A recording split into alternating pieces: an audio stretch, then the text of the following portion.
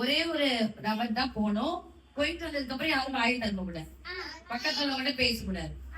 சரியா? என்ன அங்க நடந்துச்சுங்கிறது நீங்க வந்து யார்ட்டும் ஷேர் பண்ணக்கூடாது. புரிஞ்சா?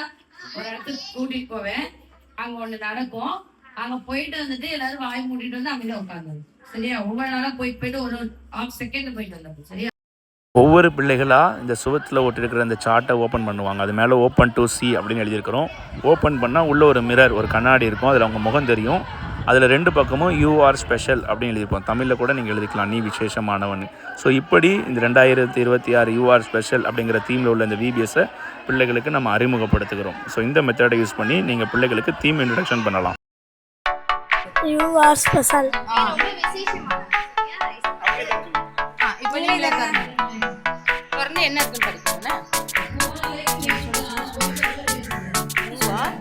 You are special.